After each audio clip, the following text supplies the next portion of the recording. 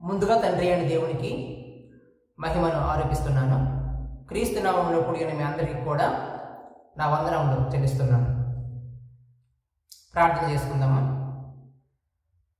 ప్రేమ నమ్మకము గల మా ప్రియ పరలోకపు తండ్రి, మీకు స్తుతులు స్తోత్రములు చెల్లిస్తున్నాము దేవా. తండ్రి, వాక్య ధ్యానం వెళ్ళి చూడగా మీరు మాతో మాట్లాడమని కోరుచున్నాం తండ్రి. తండ్రి, వాక్యం ద్వారా దేవా మీరు మాతో మాట్లాడే మాటలు దేవా ఆసక్తితో విని మేము హృదయంలో భద్రపరుచుకొని వాటి ప్రకారం నడిచే జీవితాన్ని మాకు దయచేయమని కోరుచున్నాం తండ్రి. తండ్రి, కేవలము మీ వాక్యాన్ని వినేవారము చెప్పేవారము మాత్రమే ఉండకుండా మేము దేనినైతే వినుచున్నామో దేనినైతే ధ్యానిస్తున్నామో దాని ప్రకారం మేము జీవిస్తూ మీకు మహిమకరంగాను మా చుట్టూ ఉన్న వారికి మాదిరికరంగాను ఈ లోకంలో బ్రతికే జీవితాన్ని మాకు దయచేయమని కోరుచున్నాం తండ్రి. తండ్రి, మీరు కృప చూపించి నడిపించమని శ్రేష్టమైన యేసునామములో అడిగి వేడుకొనుచున్నాను పరమ తండ్రి. ఆమేన్.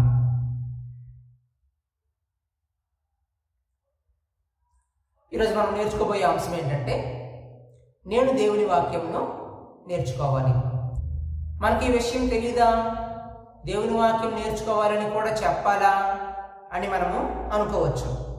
ఒక వచనం చదువుదాం. మనం పేతురు రాసిన 2వ పత్రిక 1వ అధ్యాయం 12వ వచనం.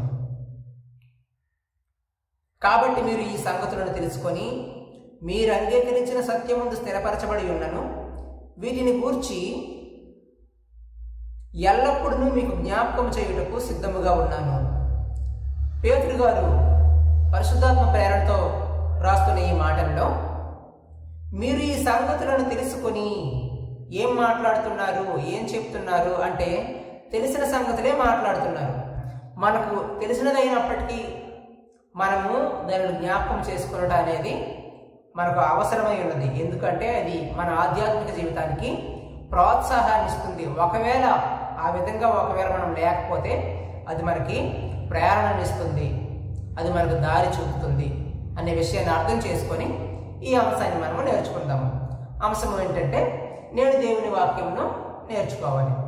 దేవుని వాక్యమును నేర్చుకోవాలి అనుకుంటున్న మనము ఎందుకు నేర్చుకోవాలి అనే విషయాన్ని మనం పరిశీలిద్దాము. దేవుని వాక్యాన్ని మనము ఎందుకు నేర్చుకోవాలి అనే విషయాన్ని పరిశీలిద్దాము. మొదటి విషయం ఏంటంటే, దేవుని వాక్యమును నేర్చుకోవాలని దేవుడే ఆజ్ఞాపించారు కాబట్టి మనం దేవుని వాక్యాన్ని నేర్చుకోవాలి. దేవుడు ఆజ్ఞాపించినట్టుగా ఎక్కడుంది అని మనం పరిశీలిస్తే ద్వితీయోపదేశకాండము 5వ అధ్యాయం 1వ వచనంలో మనం పరిశీలిస్తే ద్వితీయోపదేశకాండము 5వ అధ్యాయము 1వ వచనము, మోసే ఇశ్రాయేలీయులందరినీ పిలిపించి ఇట్లనెను, ఇశ్రాయేలీయులారా, నేను మీ వినికిడిలో నేడు చెప్పుచున్న కట్టడలను విధులను విని వాటిని నేర్చుకొని వాటిని అనుసరించి నడుముడి అని అంటున్నారు. ఇక్కడ ఈ వాక్య భాగంలో మనం చూస్తే వాటిని నేర్చుకొని అనే పదాన్ని మనము చూస్తున్నాము. నేర్చుకోమని ఎవరికి చెప్తున్నారు అని అంటే ఇశ్రాయేలీయులు అందరికీ చెప్తున్నారు. ఎవరు చెప్తున్నారు అంటే దేవుడే చెప్తున్నారు మోషే గారి ద్వారా. కేవలము యాజకత్వం చేసే లేవీయులకు మాత్రమే కాదు, ఇశ్రాయేలీయులు అందరికీ చెప్తున్న మాట ఏంటంటే మీరు దేవుని వాక్యంను నేర్చుకోవాలి అని.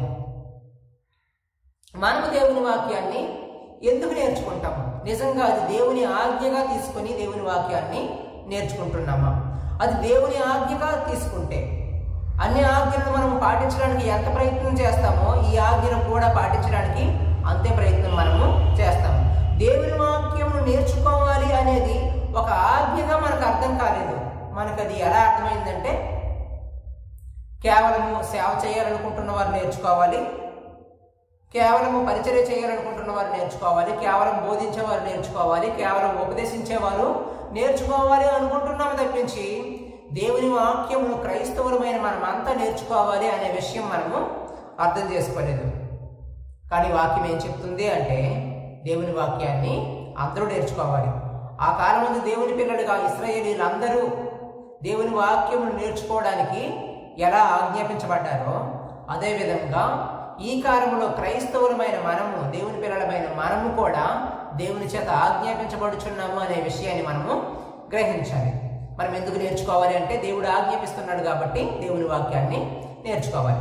రెండో విషయం ఏంటంటే వాక్యానుసారముగా జీవించటకు దేవుని వాక్యాన్ని నేర్చుకోవాలి. మనము ద్వితీయోపదేశకాండం 5:1 చదివాము. వాటిని నేర్చుకొని వాటిని అనుసరించి నడువుడి. వాటిని నేర్చుకొని వాటిని అనుసరించి నడువుడి. ఎందుకు నేర్చుకోవాలి అంటే అనుసరించడానికి దేవుని వాక్యాన్ని నేర్చుకోవాలి. మరో వాక్య భాగం చదువుదాము. ద్వితీయోపదేశకాండము 31:12. ద్వితీయోపదేశకాండము 31:12. నేను చదువుతాను, మీరు పరిశీలించండి. మీ దేవుడైన యెహోవాకు భయపడి ఈ ధర్మశాస్త్ర వాక్యములన్నింటినీ అనుసరించి నడుచుకున్నట్లు పురుషులేమి, స్త్రీలేమి, పిల్లలేమి, మీ పొరములలో ఉన్న పరదేశులేమి వాటిని విని నేర్చుకొనుటకై అందరినీ పోగు చేయవలెను. వాటిని విని నేర్చుకొనుటకై అందరినీ పోగు చేయవలెను. నేర్చుకొనడానికి పోగు చేయమని చెప్తున్నారు. ఎవరెవరిని అంటే పురుషులను, స్త్రీలను, పిల్లలను, పొరములలో ఉన్న పరదేశులను సైతం దేవుని వాక్యమును నేర్చుకోమని దేవుడు చెప్తున్నట్టుగా మనం చూస్తున్నాం. ఎందుకు అంటే ఈ ధర్మశాస్త్ర వాక్యములన్నిటినీ అనుసరించి నడుచుకున్నట్లు. దేవుని వాక్యంని ఎందుకు నేర్చుకోవాలి అంటే అనుసరించి నడవడానికి దేవుని వాక్యాన్ని నేర్చుకోవాలి. అనుసరించి నడవకపోతే మనకి ఏమొస్తుంది అనంటే అనుసరించి నడవకపోతే మనము ప్రమాదంలో పడతాము. అనుసరించి నడవకపోతే మనము క్షేమకరమైన పరిస్థితిలోనికి వెళ్ళలేము అనేది గుర్తించుకొని దేవుని వాక్యాన్ని మనము నేర్చుకోవాలి. కీర్తన గ్రంథం 7:11-12 మనం పరిశీలిస్తే, న్యాయమును బట్టి ఆయన తీర్పు తీర్చును, ఆయన ప్రతిదినము కోపపడు దేవుడు, ఒకడును మల్లని ఎడల ఆయన తన ఖడ్గమును పదును పెట్టును, తన విల్లు ఎక్కుపెట్టి దానిని సిద్ధపరిచి ఉన్నాడు. ఇక్కడ ఈ వాక్య భాగమును మనం పరిశీలిస్తే, న్యాయమును బట్టి ఆయన తీర్పు తీర్చును, ఆయన ప్రతిదినమును కోపపడు దేవుడు అని చూస్తున్నాం మనము. న్యాయమును బట్టి తీర్పు, ఏది న్యాయము? దేవుని మాట వినడము న్యాయము. ఆయన ఏం చెప్తున్నారు? దేవుని వాక్యమును నేర్చుకోనమని చెప్తున్నారు. నేర్చుకొనుట అనేది న్యాయముగా మనము ప్రవర్తించడం. ఆయన ప్రతిదినము కోపపడు దేవుడు అని కూడా చూస్తున్నాము. ఆయన కోపపడే దేవుడు. మనకు దేవుడి గురించి మనకు తెలిసింది ఏంటి అంటే ఆయన కృపామయుడు, ఆయన దయామయుడు, ఆయన కరుణామయుడు, ఆయన ప్రేమామయుడు, ఆయన దీర్ఘశాంతుడు, కృపా సమృద్ధి గలవాడు అని మాత్రమే చూస్తున్నాము తప్పించి దేవుని యొక్క మరో కోణాన్ని మనము అర్థం చేసుకోలేకపోతున్నాం. మనం నిజంగా దేవుని యొక్క మరో కోణం మనకు అర్థమైతే ఆయన రోషము గలవాడని, ఆయన కోపపడతాడని, ఆయన ఉగ్రుడని మనకు అర్థమైతే మనము దేవునికి భయపడేవారము, ఆయన ఆజ్ఞలను బట్టి మనము జీవించేవారము. ఆ విషయం మనకి అర్థం కాలేదు. ఇక్కడ వాక్య భాగంలో మనం పరిశీలిస్తే ఏముంది అంటే ఆయన ప్రతిదినము కోపపడు దేవుడు, ఒకడును మల్లని ఎడల ఆయన తన ఖడ్గమును పదును పెట్టును. ఒకడును మల్లని ఎడల అంటే ఆయన మాట్లాడుతున్నప్పుడు దానిని విని దానిని స్వీకరించి మనము ఆ వైపుకు మనము తిరగాలి. ఆ వాక్యము మనకు ఎటువైపు దారి చూపిస్తుందో అటువైపే మనము నడవాలి. ఒకవేళ ఆ విధంగా నడవకపోతే ఆయన కోపానికి మనము గురి కావాల్సి వస్తుంది, ఆయన ఉగ్రతకు మనము గురి కావాల్సి వస్తుంది అనే విషయాన్ని మనము గ్రహించాలి. ఈ లోకంలో మనము చూస్తుంటాం, హెచ్చరిక బోర్డులు కొన్ని చూస్తుంటాం. మనం రోడ్డు మీద వెళ్తున్నప్పుడు కూడా కొంత బ్రిడ్జ్లు పాడైపోతే అక్కడ కూడా రాసి ఉంటాయి కొన్ని హెచ్చరిక బోర్డులు. ఏంటంటే ఇదిగో ఈ వైపు మీరు వెళ్ళకూడదు, ఇదిగో మరొక వైపు నుంచి వెళ్ళండి అని ఒక యారో మార్క్ అక్కడ రాసి ఉంటుంది. దానిని చూసిన మనము ఏం చేయాలి అంటే ఆ యారో మార్క్ ఎటువైపు చూపించిందో అటువైపు మనము నడవాలి. అది హెచ్చరిక బోర్డు, అక్కడ ఉంటుంది కాషన్ అని. మరి దేవుని వాక్యం కూడా మనల్ని హెచ్చరిక చేస్తుంది. ఆయన హెచ్చరికను మనం పాటించకపోతే ఖచ్చితంగా మన ఆధ్యాత్మిక జీవితము ప్రమాదంలోనికి పడిపోయే పరిస్థితి ఉంటుంది అనే విషయాన్ని మనము గ్రహించుకోవాలి. దేవుని వాక్యాన్ని ఎందుకు నేర్చుకోవాలి అని అంటే వాక్యానుసారముగా జీవించడానికి. ఆయన వాక్యము ఏదైతే మనతో మాట్లాడుతుందో ఆ విధంగా మనము జీవించాలనే విషయాన్ని మనము అర్థం చేసుకోవాలి. మూడో విషయం ఏంటంటే నా పిల్లలకు దేవుని వాక్యాన్ని నేర్పించడానికి నేను దేవుని వాక్యాన్ని నేర్చుకోవాలి. నిజంగా ఇలాంటి ఆలోచనతో మనము జీవించగలుగుతున్నామా? దేవుని వాక్యాన్ని మన పిల్లలకు నేర్పించే పరిస్థితి మనకుందా అని అంటే ఎంతవరకు ఉందో ఆలోచించుకోవాలి. నిజంగా మనమే నేర్చుకోవట్లేదు దేవుని వాక్యాన్ని, మన పిల్లలకు ఏం నేర్పిస్తున్నాం మనము? ద్వితీయోపదేశకాండము 4:10. ద్వితీయోపదేశకాండము 4:10. నీవు హోరేబులో నీ దేవుడైన యెహోవా సన్నిధిని నిలిచి ఉండగా యెహోవా నా యొద్దకు ప్రజలను కూర్చుము, వారు ఆ దేశము మీద బ్రతుకు దినములన్నీ నాకు భయపడ నేర్చుకొని నా పిల్లలకు నేర్పునట్లు వారికి నా మాటలను వినిపించదనని ఆయన నాతో చెప్పిన దినమును గురించి వారికి తెలుపుము. ఇక్కడ దేవుడు మాట్లాడుతున్న మాట ఏంటంటే, నాకు భయపడ నేర్చుకొని తమ పిల్లలకు నేర్పునట్లు వారికి నా మాటలను వినిపించదను. దేవుడు తన మాటలను ఎందుకు వినిపించాలనుకుంటున్నారు అనంటే, మనము దేవునికి భయపడడం నేర్చుకుంటే మనం మన పిల్లలకు కూడా దేవునికి భయపడడం అనేది నేర్పిస్తాం. మనము దేవునికి భయపడుతున్నామా? మనకు రాని భయము మన పిల్లలకు దేవుని పట్ల ఎలా వస్తుంది? నిజంగా దేవుని వాక్యాన్ని నేర్చుకోమని దేవుడు ఆజ్ఞాపిస్తే మనము ఏ పాటికి కూడా ఎప్పటికీ కూడా దేవుని వాక్యాన్ని నేర్చుకోకుండా బ్రతికేస్తున్నాము. యోహాను సువార్త 5వ అధ్యాయం 19వ వచనాన్ని మనం పరిశీలిస్తే, యోహాను సువార్త 5వ అధ్యాయం 19వ వచనం పరిశీలిస్తే, కాబట్టి యేసు వారికి ఇట్లు ప్రత్యుత్తరం ఇచ్చాను, తండ్రి ఏది చేయుట కుమారుడు చూచునో అదే కాని తనంతట తాను ఏది చేయనేరడు. ఆయన వేటిని చేయను వాటినే కుమారుడు అలాగే చేయును. యేసుక్రీస్తు వారు మాట్లాడుతున్న ఈ మాటల్లో మనం పరిశీలిస్తే, తండ్రి ఏది చేయుట కుమారుడు చూచునో అదే కాని తనంతట తాను ఏది చేయనేరడు. అంటే బిడ్డ ఏదైతే చేయాలని మనం కోరుకుంటామో దానిని ముందు మనము చేయాలి అని దేవుని వాక్యము చెప్తుంది. మనల్ని చూసి బిడ్డ నేర్చుకుంటాడు. మనం ఏ మంచినైతే నేర్పించాలనుకుంటున్నామో, పిల్లలు ఏ మంచిగా ఉండాలని కోరుకుంటున్నామో ఆ మంచితనము అనేది మనము మన పిల్లలకు నేర్పించాలి అనేది దేవుడు తన వాక్యము ద్వారా మనతో మాట్లాడుతున్నాడు. మనకు బాగా తెలిసిన వాక్యభాగం ద్వితీయోపదేశకాండము 6వ అధ్యాయంలో కూడా, ద్వితీయోపదేశకాండము 6వ అధ్యాయంలో కూడా పరిశీలిస్తే 6వ వచనం, నేడు నేను నీకు ఆజ్ఞాపించి ఈ మాటలు నీ హృదయములో ఉండవలెను. ఎవరికి చెప్తున్న మాట అంటే ఇశ్రాయేలీయులకు చెప్తున్న మాట. నేడు నేను నీకు ఆజ్ఞాపించి ఈ మాటలు నీ హృదయములో ఉండవలెను, నీవు నీ కుమారులకు వాటిని అభ్యసింపజేసి. 6వ వచనము తల్లిదండ్రులకు చెప్తున్న మాట. 7వ వచనము పిల్లల గురించి తల్లిదండ్రులకు చెప్తున్న మాట ఏంటి అంటే, నీవు నీ కుమారులకు వాటిని అభ్యసింపజేసి. నీవు ఇంట కూర్చుంటున్నప్పుడును, త్రోవను నడిచినప్పుడును, పండుకొన్నప్పుడును, లేచినప్పుడును వాటిని గురించి మాట్లాడవలెను. నిజంగా మనము ఈ విధంగా ఉంటున్నామా? దేవుని వాక్యాన్ని పిల్లలకు ఈ విధంగా నేర్పించగలుగుతున్నామా? వాటిని అభ్యసింపజేసి అనే పదాన్ని చూస్తున్నాం. మనం నిజంగా అభ్యసింపజేస్తున్నామా?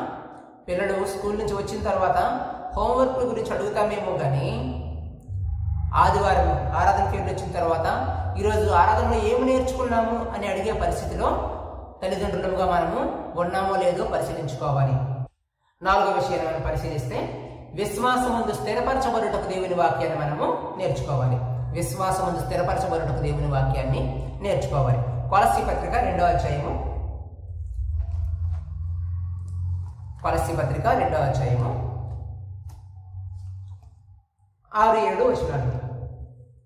కొలస్సీ పత్రిక 2వ అధ్యాయం 6-7 వచనాలు. కావున మీరు ప్రభువు అయిన క్రీస్తు యేసును అంగీకరించిన విధముగా ఆయన యందు వేరుపారిన వారై ఇంటి వలె కట్టబడుచు, మీరు నేర్చుకున్న ప్రకారముగా విశ్వాసమందు స్థిరపరచబడుచు, కృతజ్ఞతాస్తుతులు చెల్లించుట యందు విస్తరించుచు ఆయన యందుండి నడుచుకొనుడి. ఇక్కడ ఈ వాక్య భాగంలో మనం పరిశీలిస్తే, మీరు నేర్చుకున్న ప్రకారంగా విశ్వాసమందు స్థిరపరచబడచ్చు అని ఉంది. విశ్వాసమందు స్థిరపరచబడడానికి దేవుని వాక్యాన్ని మనము నేర్చుకోవాలి. విశ్వాసము రావడానికి దేవుని వాక్యాన్ని వినాలి. వినుట వలన విశ్వాసము కలుగును, వినుట క్రీస్తుని గురించిన మాట వలన కలుగును. రోమ 10:17.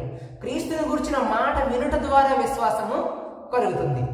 క్రీస్తుని గురించిన మాట ఉన్నది ఉన్నట్టుగా మనము వినగలుగుతున్నామా? మనము క్రీస్తు వారు ఏమైతే బోధించారో, క్రీస్తు బోధ ఏమైతే ఉందో దానినే మనము వింటున్నామా లేదా అనే విషయాన్ని మనము పరిశీలించుకోవాలి. క్రీస్తు వారి బోధ ఉన్నది ఉన్నట్టుగా లోకానికి చెప్పింది ఎవరు అంటే అపోస్తలుడు క్రీస్తు వారి బోధను లోకానికి అందించారు. అంటే మనము దేనిని వినాలి, దేనిని పాటించాలి అంటే అపోస్తలుల బోధన మనము పాటించాలి. అపోస్తలుల బోధ ద్వారా మనకు విశ్వాసం అనేది రావాలి. యేసుక్రీస్తు వారి మాటల్లో యోహాను సువార్త 17వ అధ్యాయం 20వ వచనంలో, యోహాను సువార్త 17వ అధ్యాయం 20వ వచనంలో, మరియు నీవు నన్ను పంపితమైన లోకము నమ్మునట్లు తండ్రి నా యందు నీవును నీ యందు నేనును ఉండలాగున వారును మన యందు ఏకమై ఉండవలనని వారి కొరకు మాత్రము నేను ప్రార్థించట్లేదు. వారి కొరకు మాత్రము నేను ప్రార్థించట్లేదు. ఇక్కడ ఎవరి గురించి మాట్లాడుతున్నారు అని అంటే అపోస్తుల గురించి మాట్లాడుతున్నారు. కేవలం అపోస్తుల కొరకు మాత్రము నేను ప్రార్థించట్లేదు అని చెప్తూ, వారి వాక్యము వలన నా యందు విశ్వాసం ఉంచు వారందరూ ఏకమై ఉండవలనని వారి కొరకును ప్రార్థించుచున్నాను. వారి వాక్యము వలన నా యందు విశ్వాసం ఉంచు వారందరూ ఏకమై ఉండవలనని వారి కొరకును ప్రార్థించున్నాను. క్రీస్తు వారు మాట్లాడుతున్న మాటలోనే ఏముంది అంటే, విశ్వాసం ఎలా వస్తుంది అంటే వారి వాక్యము వలన. ఎవరి వాక్యము వలన అంటే అపోస్తలులు బోధించిన ఆ వాక్యము వలన విశ్వాసం ఉంచి వారు అందరూ ఏకమై ఉండాలి. ఏకత్వాన్ని కోరుకున్నారు క్రీస్తు వారు. ఏకత్వం ఎలా వస్తుందంటే విశ్వాసము ద్వారా వస్తుంది. విశ్వాసంలో ఎన్ని ఉన్నాయి అంటే FC 4:4లో మనకు కనిపిస్తుంది విశ్వాసము ఒక్కటే అని. యేసుక్రీస్తు వారు కూడా చెప్తున్నారు ఒక్కటిగా ఉండాలి అని, ఏకమై ఉండాలి అని. ఆ ఏకత్వం ఎలా సంపాదించగలము అని అంటే కేవలము అపోస్తలులు బోధించిన ఆ వాక్యము వినుట ద్వారా మనకు విశ్వాసము కలుగుతుంది అనే విషయాన్ని మనము గ్రహించాలి. నిజంగా మనం అపోస్తలులు బోధించిన ఆ వాక్యమునే మనం వింటున్నామా, లేకపోతే మన పాస్టర్ గారు చెప్తున్న వాక్యాన్ని వింటున్నామా, మన సువార్థికుడు చెప్తున్న వాక్యాన్ని వింటున్నామా? దేనిని వింటున్నాం మనము? దేనిని వింటున్నాం మనము? అపోస్తలుల యొక్క బోధనే మనము వింటే నిజంగా దేవుని దృష్టికి మనము విశ్వాసులుగా మనము ఉండగలము. దేవుని వాక్యం ఎందుకు నేర్చుకోవాలి అనే విషయం నుంచి 4 విషయాలు నేర్చుకున్నాము. 1, అది దేవుని యొక్క ఆజ్ఞ కాబట్టి దేవుని వాక్యాన్ని నేర్చుకోవాలి. వాక్యానుసారంగా నేను జీవించడానికి దేవుని వాక్యాన్ని నేర్చుకోవాలి. నా పిల్లలకు దేవుని వాక్యాన్ని నేర్పించడానికి దేవుని వాక్యాన్ని నేర్చుకోవాలి. విశ్వాసముందు నేను స్థిరపడడానికి దేవుని వాక్యాన్ని నేను నేర్చుకోవాలి అనే విషయాన్ని చూసుకున్నాం. ఇప్పుడు నేర్చుకోవడానికి మనం ఏం చేయాలి, నేర్చుకోవడానికి నేను ఏం చేయాలి అనే విషయాన్ని మనము పరిశీలిద్దాము. మొదటిగా ద్వితీయోపదేశకాండం 5:1లోనే చదివాం మనము. అక్కడ ఏమని ఉంది అంటే విని, నేర్చుకొని, అనుసరించి. నేర్చుకోవడానికి ముందున్న పదం ఏంటంటే విని. విని నేర్చుకోవాలి అంటే దేవుని వాక్యాన్ని మనం ఎలా నేర్చుకోవాలి అని అంటే ముందు వినాలి. నిజంగా వినే మనసు మనకు ఉంటుందా అంటే వినే మనసు మనకు ఉండదు. మనకి 2 అవకాశాలు ఉన్నప్పుడు, మాట్లాడే అవకాశం ఒకవైపు, వినే అవకాశం మరొక వైపు ఉంటే మనము దేనికి మొగ్గు చూపుతాము అంటే మాట్లాడడానికి మొగ్గు చూపుతాము. వినడానికి మనము మొగ్గు చూపము. వినకుండా మనము నేర్చుకోగలమా? వినకుండా మనం ఏ విషయాన్ని కూడా నేర్చుకోలేము. చెబితే మనము జ్ఞానాన్ని అందిస్తామేమో కానీ, చెబితే మనము జ్ఞానాన్ని పంచుతామేమో కానీ, వింటే మాత్రం జ్ఞానాన్ని పొందుతాము. జ్ఞానాన్ని పంచడం ఒకవైపు, జ్ఞానాన్ని పొందడం ఒకవైపు ఉంటే మనం దేన్ని ఎంచుకోవాలంటే జ్ఞానాన్ని పొందడమే ఎంచుకోవాల్సిన వారమే మనము ఉన్నాము. యాకోబు పత్రిక 1వ అధ్యాయం 19వ వచనంలో, యాకోబు పత్రిక 1వ అధ్యాయం 19వ వచనంలో, నా ప్రియ సహోదరులారా, మీరు ఈ సంగతి ఎరుగుదురు గనుక ప్రతి మనుష్యుడు వినుటకు వేగిరపడివాడును, మాట్లాడుటకు నిదానించువాడును, కోపించుటకు నిదానించువాడునై ఉండవలెను. దేనికండి? వినుటకు వేగిరపడువాడును. వినుటకు మనము వేగిరపడగలుగుతున్నామా? వినడానికి మనము ఆతృతగా ఎదురు చూస్తున్నామా? వినడానికి మనము ఆసక్తి కలిగి ఉంటున్నామా? మనము నిజంగా మనము వినడానికి ఆసక్తి చూపిస్తే జ్ఞాన సముపార్జన మనము చేసుకుంటాము, జ్ఞానాన్ని పొందుకుంటాము. అలా పొందిన జ్ఞానాన్ని మనం పంచడానికి అవకాశము ఉంటుంది. మనకు వినే మనసు లేనప్పుడు మనం జ్ఞానం ఏం పొందుకోగలము? పొందలేని మనము, లేని మనము ఏమి పంచగలము? జ్ఞానాన్ని మనం పంచాలి అంటే ముందుగా వినే అలవాటు అనేది మనము చేసుకోవాలి అనే విషయాన్ని మనము గ్రహించాలి.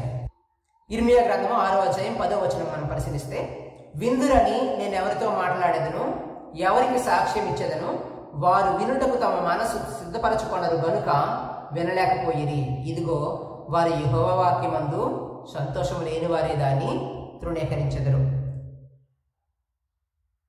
యెహోవా వాక్యమందు సంతోషము ఎవరికి లేదు అని అంటే వినుటకు తమ మనసు సిద్ధపరచుకోలేని వారికి యెహోవా వాక్యమందు సంతోషము లేదు అని వాక్యం చెప్తుంది.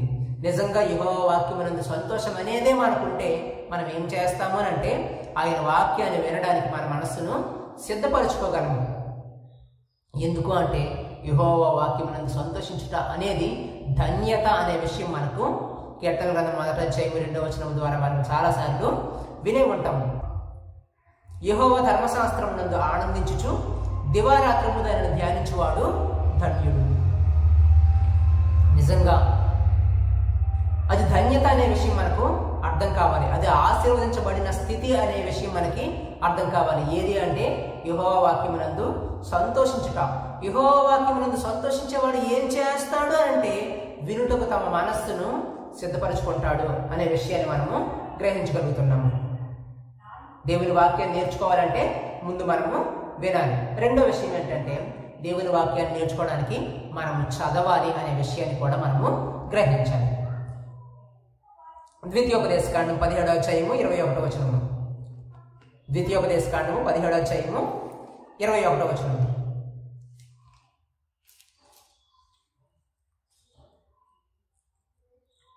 తాను తన సహోదరుడి మీద గర్వించి ఈ ధర్మమును విడిచిపెట్టి కుడికి గాని ఎడమకు గాని తాను తొలగక ఉండినట్లు తన దేవుడైన యెహోవాకు భయపడి ఈ ధర్మశాస్త్ర వాక్యములన్నిటినీ ఈ కట్టడలను అనుసరించి నడువ నేర్చుకున్నటకు అతడు తాను బ్రతుకు దినములన్నిటినూ ఆ గ్రంథమును చదువుచుండవలెను. ఎంతవరకు చదవాలంటండి? తాను బ్రతుకు దినములన్నిటినూ ఆ గ్రంథమును చదువుచుండవలెను. ఎందుకంటే ఇక్కడ కూడా ఉంది, కట్టడలను అనుసరించి నడవ నేర్చుకున్నటకు. నిజంగా ఆ విధంగా మనం దేవుని వాక్యాన్ని చదివితే ఆయన వాక్యాన్ని అనుసరిస్తాము, ఆయన వాక్యానికి విధేయులమవుతాము, ఆయనకు భయపడతాము అనే విషయాన్ని మనము గ్రహించాలి. నిజంగా చదవగలుగుతున్నామా మనము? దేవుని వాక్యం నేర్చుకోవడానికి మనము చదవగలుగుతున్నామా మనము?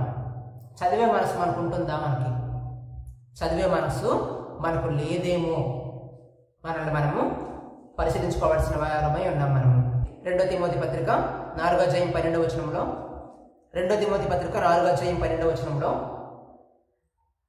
నీవు వచ్చినప్పుడు నేను త్రోయలో కర్పునందు ఉంచి వచ్చిన అంగీని పుస్తకములను ముఖ్యంగా చర్మపు కాగితములను తీసుకొని రమ్ము.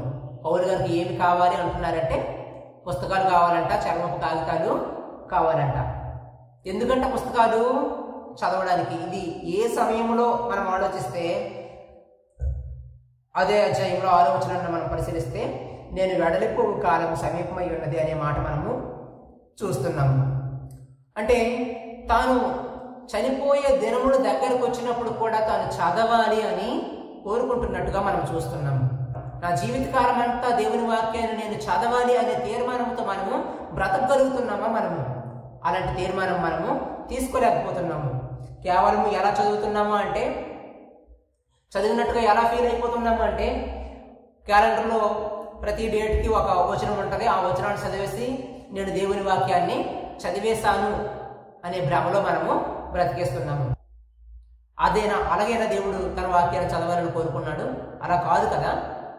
మనం దేవుని వాక్యాన్ని మనము బ్రతుకు దినములన్నిటినూ చదవాలి అని దేవుడు కోరుతున్నాడు. ఎందుకు అని అంటే ఆయన వాక్యం చదివితేనే ఆయన మనసు మనకి అర్థమవుతుంది.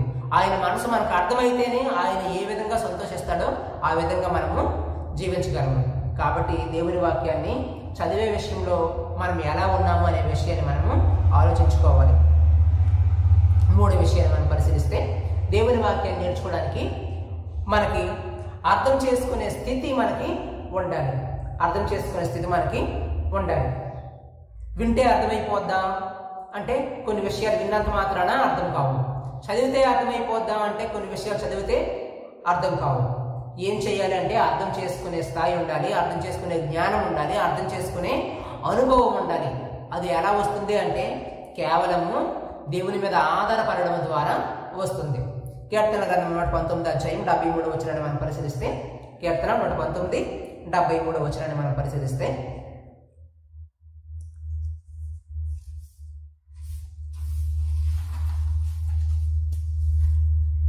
నీ చేతులను నిర్మించి నాకు రూపి ఏర్పరచెను, నేను నీ ఆజ్ఞలను నేర్చుకున్నట్లు నాకు బుద్ధి దయచేయుము.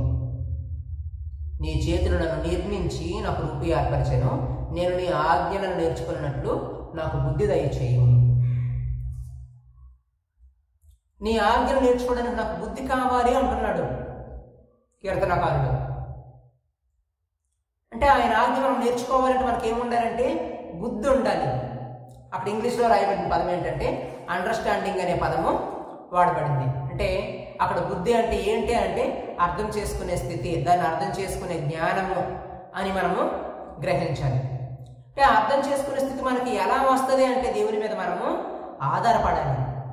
దేవుని మీద ఆధారపడకుండా సామెతల గ్రంథం 3:5 మనకి ఒక మాట కనిపిస్తుంది. ఏంటి అంటే నీ స్వబుద్ధిని ఆధారం చేసుకోనక. అక్కడ ఇంగ్లీష్లో వాడబడిన పదం ఏంటంటే ఓన్ అండర్స్టాండింగ్. ఓన్ అండర్స్టాండింగ్ అనేది దేవుని వాక్యం విషయంలో మనకు పనికిరాదు. ఎందుకు అంటే దేవుడు రాస్తున్న మాటలు ఆయన మనసు వైపు నుంచి మనము ఆలోచించుకోవాలి, కానీ మన మనసు వైపు నుంచి మనము ఆలోచించుకోకూడదు. కానీ ఈ లోకంలో చూస్తే మనిషి వైపు నుంచి ఆలోచిస్తున్నాడు తప్పించి దేవుని వైపు నుంచి దేవుని వాక్యాన్ని ఆలోచించే పరిస్థితి సమాజంలో లేకపోవడం కూడా చూస్తున్నాం. ఆ విధంగా ఉండడం వల్లనే నిజంగా క్రైస్తవ్యం ఈ విధంగా ముక్కలైపోయిందము. నిజంగా దేవుని మనసు వైపు నుంచే ఆలోచిస్తే ఆయన మనసు ఒకరికి ఒక విధంగా మరొకరికి మరొక విధంగా దేవుని వాక్యాన్ని నేర్పించదు, ఒకటే నేర్పిస్తుంది. కానీ క్రైస్తవ్యం ఎందుకైనా ముక్కలైపోయింది అంటే ఓన్ అండర్స్టాండింగ్లు అనేవి ఎక్కువైపోయాయి క్రైస్తవ సమాజంలో. కాబట్టి ఏం చేయాలంటే ఓన్ అండర్స్టాండింగ్ అనేది ఉండకూడదు.